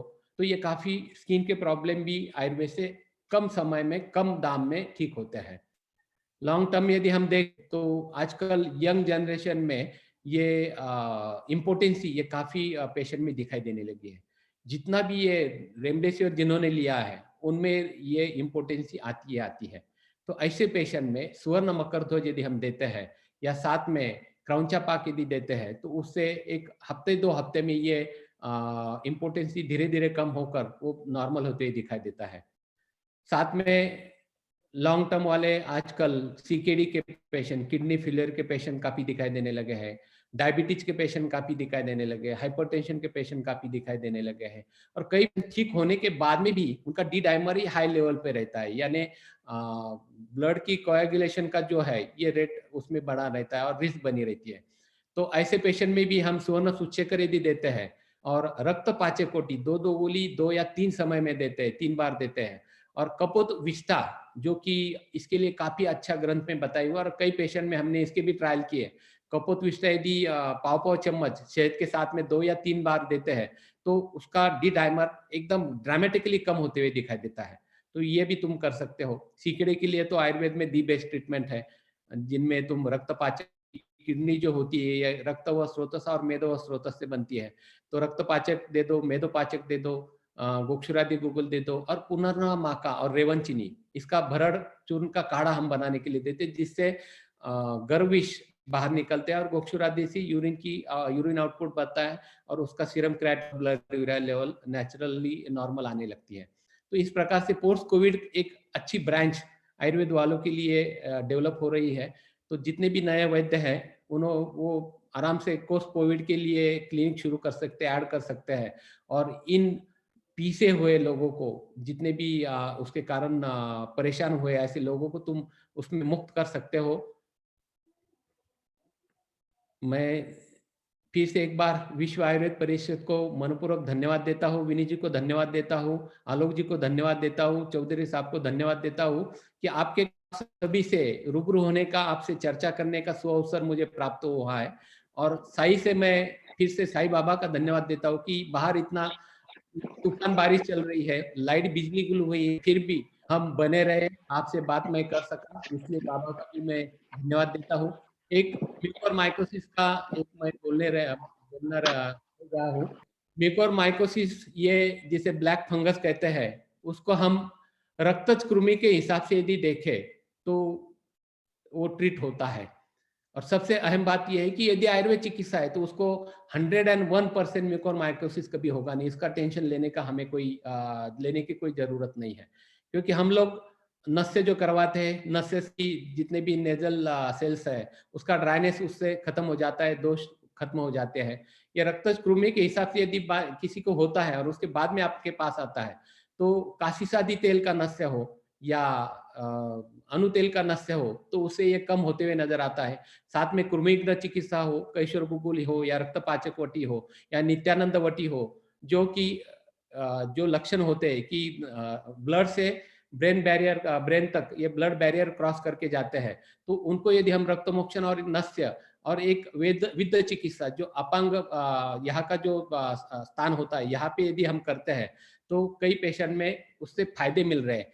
मैं एक प्रत्यक्ष कर्म वाला वैद्य हूँ। जब तक मैं ज्यादा केसेस नहीं देखता तब तक उसके ऊपर मैं भाष्य नहीं करता हूँ। पेशेंट म्यूकोरमाइकोसिस के मिले जो जिनकी ट्रीटमेंट चल रही है, इसलिए मैं ज्यादा इसके ऊपर बोलना नहीं चाहूंगा। 1 महीने के बाद में हो सकता है, ज्यादा पेशेंट होने के बाद में सिर्फ इसके ऊपर मैं बोल पाऊंगा। तो फिर से मैं एक बार सभी को धन्यवाद देता हूँ, और आप ये जो काम कर रहे हो इसके लिए मैं आपको ढेर सारी शुभेच्छा देता हूँ। और फिर से एक बार सभी जितने भी यंग वैद्य यहाँ पे है, मेरे मित्र है, सबको मैं फिर से हाथ जोड़ के विनती करता हूँ कि अब छोड़ दो, अब ये पूरी से, ये चाटन से हमें बाहर आना है। आयुर्वेद को हम वाले आयुर्वेद से बाहर निकलना है। जो भी फॉर्मूला है, जो भी है, उसको ओपनली बांटो, ओपनली शेयर करो। ये सब हमको साथ में लेकर नहीं जाना है। इतना कहते हुए मैंने मेरे वाणी को विराम देता हूँ। धन्यवाद। जय हिंद, जय महाराष्ट्र, जय आयुर्वेद। बहुत धन्यवाद वैद्य जी। एक आरंभ में ही जैसे ही आप जुड़े थे तो एक प्रश्न आया था। आपकी पुस्तक है पंचकर्म बोध। Yes sir, yes sir. तो वो आया है कि वो आसानी से कैसे प्राप्त हो सकती है? सर ये पुस्तक के बारे में मैं खुद की तारीफ नहीं करूंगा, लेकिन सब अनुभव उसमें मैंने लिखे हैं, और ये गारंटी है कि तुम किसी भी पेज से पढ़ना शुरू करो तो आप पुस्तक नीचे नहीं रखेंगे, मेरी गारंटी है, क्योंकि इतना इंटरेस्टिंग केसेस उसमें है। तो हिंदी का 2 एडिशन इसके पहले निकल चुके थे, लेकिन उसका जो ट्रांसलेशन था वो इतना प्रॉपर नहीं था। लेकिन जस्ट एक 10-15 दिन पहले ये 3rd एडिशन हिंदी की निकली है, जिसमें काफी अच्छा जो भी पंच मराठी में है वो सब पंच उसमें आए हैं। तो वो बुक आपको कहीं भी मिल सकता है। मेरा मोबाइल नंबर आप लिख लो। मोबाइल नंबर यदि आप करवाते हो, फोन करवाते हो, तो आपको कुरियर से मिल जाएगा। या देहरादून में राहुल वैद्य है, जितेंद्र पांडे है, शीतल है, काफी मेरे स्टूडेंट्स है। यदि आप उनको कांटेक्ट करते हैं तो वो वहां पर अवेलेबल आपको करवा देंगे। वो मुझे कांटेक्ट करेंगे, मैं आप सबके लिए वो बुक वहां पे अवेलेबल करवा के दे सकता हूं। एक बार आप अपना नंबर दोबारा बोल दीजिए प्लीज। 9422223064 9422223064। जी विनीश जी।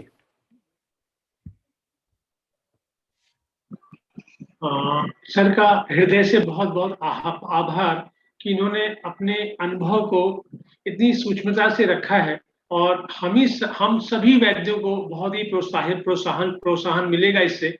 और अपनी चिकित्सा में हम बहुत सारी औषधियां सर ने जो अलग अलग तरह से अलग अलग डिजीजेस में बताई हैं, और अलग अलग लक्षणों के पोस्ट कोविड में सर ने बहुत अच्छा जो जैसा बताया स्वर्ण मासिक मालिनी बसंत रथ का कि कलम में, जो कि बहुत ज्यादा देखने को मिल रहा है, तो उस केस में हम सभी वैद्यों से रिक्वेस्ट है कि इनको यूज करना चाहिए। सर ने बहुत अच्छी बात एक बोली है कि अगर रोगी का आयुर्वेद में श्रद्धा हो और वैद्य के पास साहस हो, तो मैं समझता हूं कि रोगी को ठीक होना ही है। अश्विनी भगवान का आशीर्वाद उसको प्राप्त होना ही है।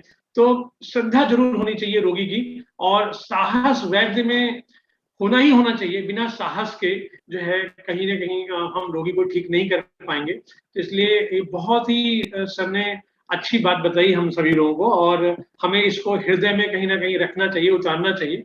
और सर के बहुत सारे अनुभव, इतने साल से सर प्रैक्टिस कर रहे हैं, उस अनुभव को हमें जो है अपनी चिकित्सा पद्धति में, अपनी चिकित्सा सेवा में सब जगह लेना चाहिए। सर एक क्वेश्चन है, कुछ लोगों ने पूछा है कि थर्ड वेव जो आ रही है, उसमें इम्यूनिटी के लिए हमें क्या करना चाहिए, कैसे सोचना चाहिए सर? सबसे अहम बात तो यह है कि हम खुद को, अपनी खुद की और घर की जिम्मेदारी है संभालनी है। नस्य जो है, मैं पिछले जब से कोरोना आया तब से हर रोज सुबह में अनु तेल का नस्य करवाता हूँ, और क्लिनिक को आने के बाद में स्टीम लेना जरूरी होता है। स्टीम से पैरानेजल जितने साइनस है वहाँ के जितने भी चांसेस होते हैं वो क्लियर हो जाते हैं और उसके बाद में फिर से नस से करवाना है। फिर नस से करवाते हैं, मास्क लगाए हैं तो होने के चांसेस नहीं के बराबर है। और अभ्यंतर तुम कोई भी एक रसायन ले लो, फिर तुम संशमनवटी कंटिन्यू ले सकते हो, कोई प्रॉब्लम नहीं है। महासुदर्शन घनवटी ले सकते हो, या डिवाइन फार्मा की डिव्यूमिन टैबलेट हमने निकाले हुए जिनमें एंटी स्ट्रेस के लिए जटामांसी भी डाली हुई है। तो यदि डिव्यूमिन टैबलेट तुम साथ में लेते हो या आयुष का कॉथ है तो ले सकते हैं, तो कोई प्रॉब्लम होता नहीं है। और मेन माइंड को फ्रेश रखो, मेडिटेशन करो और प्राणायाम योगा करो, बस उससे तुमको कभी भी कोरोना नहीं होगा। तो ये प्रिवेंशन रखो। आगे थर्ड वेव आए या फोर्थ वेव आए, हमें डरने की कोई बात नहीं, क्योंकि हमारे साथ आयुर्वेद है और हमारे आयुर्वेद के साथ ईश्वर है। एक क्वेश्चन ये भी था डॉक्टर वैद्य जी के, रक्त पित्तक योग किसी कंपनी का है या आपका स्वयं निर्मित है?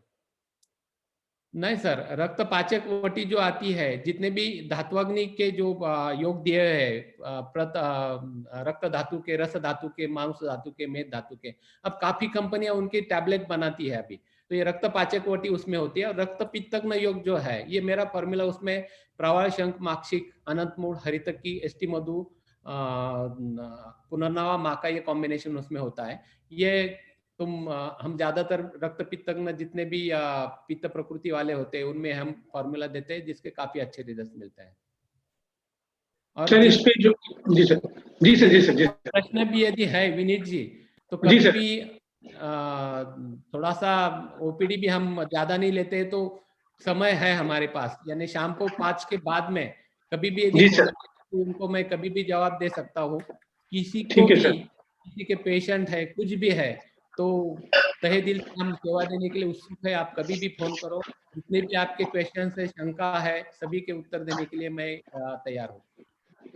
Thank you sir. सर मैं ये कह रहा था, जो आपने सद्या वमन के लिए उष्ण और सैंधव नमक का बताया, और त्रिफला सर कैसे मतलब उसको लेना है, वो थोड़ी सी बात क्लियर नहीं हो रही कुछ लोगों को। नहीं, उसके लिए कैसे होता है कि मदन फल पिपली का योग रहता है वमन के लिए, लेकिन जब अच्छा पेशेंट घर में था, मैं यहाँ पर था, तो घरेलू क्या उपचार करना है। अभी ऑलरेडी जी दोष उत्क्लेश है, ऑलरेडी उसने गुनगुना पानी नमक का पिया हुआ है, तो दोष काफी उत्क्लेश, जस्ट उंगली भी डालते तो भी निकलने वाला था, लेकिन जी उसको सर जी। ट्रिगर, इसलिए कुछ कड़वा रस देते हैं। यदि तुम घर में करेला है, करेला चबाओ, नीम के पत्ते चबाओ, थोड़ा भी चबाते तो कड़वे रस से उल्टी हो जाती है, ये उसमें उद्देश्य था। तो त्रिफला ही चाहिए ऐसे जरूरी नहीं है सर। जी सर। चौधरी सर कोई क्वेश्चंस आपके उसमें मतलब अगर छूट गया हो तो? नहीं, बस एक आध क्वेश्चन ये आ रहा है कि अभी देखा जा रहा है कि पोस्ट कोविड में 2-3 और नए कॉम्प्लिकेशंस आ रहे हैं। वो पेशेंट को तो कुछ ज्यादा नहीं लगता, लेकिन जब उसका इन्वेस्टिगेशन कराया जाता है तो प्लेटलेट्स काफी कम निकल रहे हैं। तो एक क्वेश्चन ये भी आया है कि क्या उसके लिए कुछ हम दे सकते हैं क्या? प्लेटलेट के लिए, जो कि पिछले बार डेंगू के समय हुआ था, काफी के प्लेटलेट कम आते थे, और उसमें पपीता के जो पत्ते होता है, तो उसका काफी नेशनल कंपनी ने भी उसके एक्सट्रैक्ट से कैप्सूल बनाई हुई है, और मामूली फॉर्मूला है, लेकिन उसकी प्राइस काफी है। तो सबसे अहम जो होता है चमेली, जो बोलते हैं मोगरा, हमारे यहाँ मोगरा बोलते हैं, चमेली, जास्मिन, तो उसके फूल सुखाकर उसके पंखुड़ी का यदि चूर्ण करते हो और खड़ी शक्कर के साथ में वो लेते हैं, तो प्लेटलेट ड्रामेटिकली बढ़ते हैं। और साथ साथ में हिमालय की प्लेटिंजा है, एक ऑसिकोया, ओसियन फार्मे की ऑसिकोया करके कैप्सूल है, कई कंपनियों के अभी मार्केट में कैप्सूल आए हुए हैं, यदि वो भी देते हैं तो प्लेटलेट बढ़ जाते हैं। और गुलकंद दी बेस्ट एक होता है, गुलकंद भी सुबह शाम तुम पेशेंट को देते हो शाम, तो उससे भी प्लेटलेट बढ़ते हैं। अच्छा, एक ये क्वेरी आती है वैद्य जी कि अभी जैसा कि लोग प्रिज्यूम कर रहे हैं कि थर्ड लहर में बच्चे ज्यादा प्रभावित होंगे, तो क्या हम उनके लिए अभी से कुछ ऐसा प्रोटोकॉल बना सकते हैं जिससे उनका बचाव होने की दिशा में चले? एक यूपी के एक डॉक्टर मिश्रा जी का मुझे बीच में मैसेज आया था, उनका एक ही मैसेज आया कि मेरा बेटा काफी सीरियस है, 17 साल का बेटा है, ऑक्सीजन लेवल पल्स उसकी 48 है और ऑक्सीजन लेवल 68 तक आई है, तो क्या करें। तो मैंने यही फार्मूला जो मैंने पहले बताया था, उसमें सिर्फ हेमगर्भ का चाटन साथ में उनको देने के लिए कहा और यही फार्मूला देने के लिए कहा। तो 2 दिन उनका मुझे एक मैसेज आया है कि मैं आपका काफी आभारी हूँ, धन्यवाद देता हूँ कि आपने मेरे बच्चे की रक्षा की। यानी सिर्फ 2 दिन के ट्रीटमेंट से वो ठीक हो गया। तो आपने अभी के बारे में पूछा है, तो बच्चे के लिए तो आयुर्वेद में इम्यूनिटी के लिए काफी अच्छी दवा उपलब्ध है। उसके लिए कुमार कल्याण रस यदि तुम सूक्ष्म करके दे सकते हो तो दे दो। स्वर्ण मालिनी वसंत सूक्ष्म करके दे दो, यानी डायरेक्ट एक गोली नहीं देना है। जैसे 1 ग्राम हम स्वर्ण मालिनी या कुमार कल्याण रस लेते हैं, तो 10 ग्राम उसमें गिलोय सत्व डालो और 10 ग्राम खड़ी शक्कर की पाउडर उसमें डालो और उसकी 30 पुड़ी बनाओ या 60 पुड़ी बनाओ और सुबह शाम एक पुड़ी मुंह में च्यू करने के लिए देना है। तो सॉल्व भी हो जाती है, मीठी भी लगती है और सूक्ष्म होने के कारण उसका असर और इकोनॉमी भी उसकी कम होती है और काफी दिनों तक असर बना रहता है। अमृतारिष्ट या अरविंदा सव साथ में तुम दे सकते हो। च्यवनप्राश, पाव चम्मच सुबह शाम दे सकते हो। सबसे मेन अभ्यंग, हफ्ते में 2 या 3 बच्चों का अभ्यंग करो, वात का शमन हो जाएगा, रक्त का सर्कुलेशन बढ़ेगा, इम्यूनिटी अच्छी तरह से हो जाएगी। और जंक फूड जो भी है, बच्चों आजकल मैगी या जंक फूड पसंद करते हैं, जंक फूड को कैंसिल करो, सात्विक आहार उनको बच्चे को दे दो, कोई प्रॉब्लम नहीं आएगा। वैद जी, अभी हमारे बीच में डॉक्टर के गोयल साहब जुड़े हुए हैं जो MBBS MD हैं, तो उनका स्वागत भी है हमारे कार्यक्रम में। और उनका एक क्वेश्चन है कि इन इमरजेंसी अगर ऑक्सीजन लेवल सडन फॉल हो रहा है तो is there any ayurvedic medicine for that problem?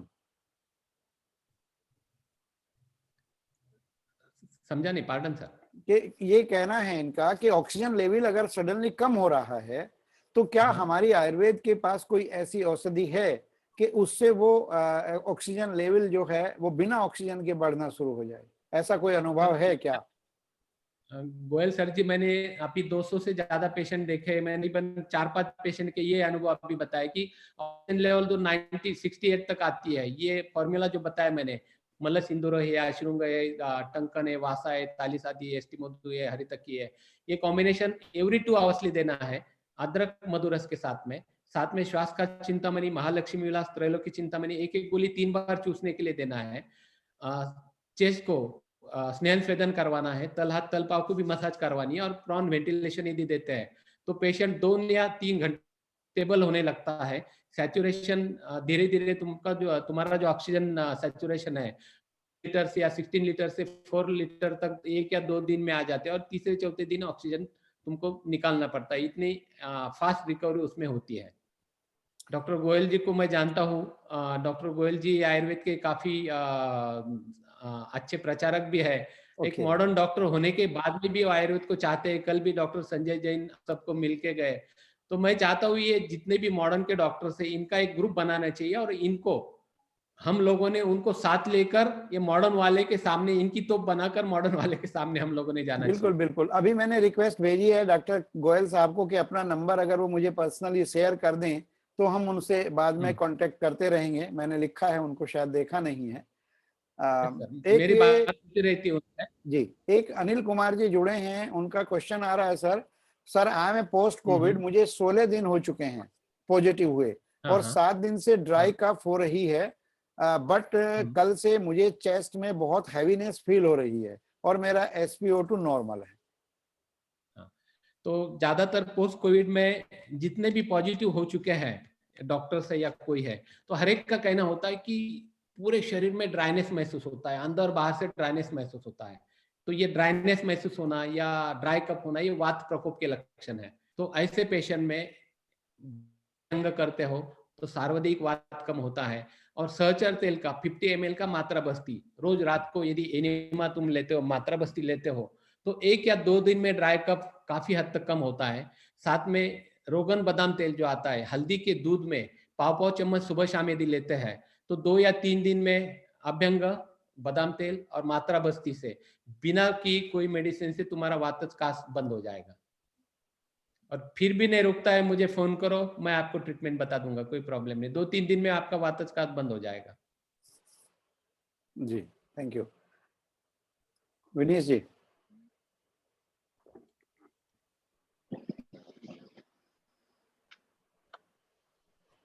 Sir question तो एक CRP के लिए आ रहा है कि पोस्ट कोविड में अगर CRP राइज कर रहा है तो उसमें क्या देंगे प्लीज सर? अभी ये CRP एक इंफ्लेमेटरी टेस्ट है, मार्कर जब जी sir. Inflammation marker test inflammation जब होता है तब अपनी जितनी भी ट्रीटमेंट है उससे इन्फ्लेमेशन कम हो जाता है, सीआरपी कम ही होता है, उसको सेपरेट देने की कोई जरूरत नहीं है। ये जो मैंने समचमवती वटी सुदर्शन वटी बताई, अब मेरी खुद की सासू माँ अब 10वां दिन है, पिछले फ्राइडे को पॉजिटिव आई थी, उसको सब ये चल रहा है, सीआरपी उसका 18 था, अब 4 दिन के बाद में हमने वापस सीआरपी करवाए, वो 3 पॉइंट समथिंग आ गया, यानी 3-4 दिन में सीआरपी लेवल फिर से नॉर्मल आते हुए मैंने देखा है। तो यही ट्रीटमेंट देना है, ऐसे सेपरेट कुछ सीआरपी के लिए देने की जरूरत नहीं है।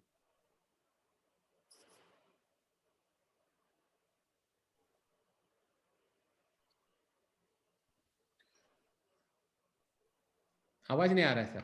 हाँ नहीं आ रहा है। आ गया। आप अनम्यूट कर लो, आप म्यूट हो जाते हो बार हाँ बार। सर, वो फेरिटीन जो है अगर बढ़ा हुआ है तो उस केस में, क्योंकि बहुत सारे लोगों का इसी तरह के क्वेश्चन होते हैं, सीआरपी, डी डाइमर, फेरिटीन का वो बढ़ा हुआ है तो क्या करेंगे? मेरे सबको एक ही विनती है कि ये आयुर्वेद के हिसाब से ट्रीटमेंट करो। सीआरपी बढ़ता है, डी डाइमर बढ़ता है, या फेरिटीन बढ़ता है, या एलडीएच बढ़ता है, या IL-6 बढ़ता है, इसको थोड़े समय के लिए तुम बाहर बाजू पर रख दो, और ट्रीटमेंट के बाद में पेशेंट ठीक होने के बाद में आपके तसल्ली के लिए फिर से टेस्ट करवाओ, ये सब आपको नॉर्मल आते हुए दिखाई देंगे। अब शास्त्र में चरकाचार्य ने भी बताया कि ज्वर के बाद में रक्तपित्त उपद्रव स्वरूप होता है, तो ये सब जितने उष्ण तीक्ष्ण दवाएं मॉडर्न की इतने चल रही है, हम भी देते हैं, वो उष्ण तीक्ष्ण नहीं देते, तो उसके कारण रक्त पुष्टि होनी है। और जब ये होता है तो किसी का हेमोग्लोबिन कम होगा, किसका फेरिटिन लेवल डिस्टर्ब होगा, किसका डी डाइमर डिस्टर्ब होगा, तो उसके लिए महातिक्त घृत ये सबसे अच्छा है, या पंचतिक्त घृत, उसके बाद में एक चम्मच सुबह शाम चलाओ, फेरिटिन लेवल, डी डाइमर, ये बाकी के प्रॉब्लम्स काफी हद तक कम हो जाएंगे। और रक्त पाचकोटी जो मैंने बताई, ये भी कुछ महीना 2 महीने तक चलने दो, सब ठीक हो जाएगा। जी जी सर। सर आपका बहुत बहुत हृदय से आभार और बहुत बहुत धन्यवाद सर। विश्व आयुर्वेद परिषद परिवार की तरफ से, जितने भी वैद्य हमारे जुड़े हैं उनकी तरफ से, आपने अनुभव को साझा किया, हम लोग का ज्ञानवर्धन किया, और अपना समय, कीमती समय निकाल करके आयुर्वेद के लिए आज आप हमारे परिवार के इस सीरीज में आए सर। आपका बहुत बहुत आभार। हम आपकी सेवा आगे भी लेते रहेंगे, कोई भी इमरजेंसी या कोई भी क्वेश्चंस होंगे तो हम 5 बजे के बाद जरूर आपको परेशान करेंगे, और कभी भी जरूरत होगी तो सर हम आपको जरूर याद करेंगे।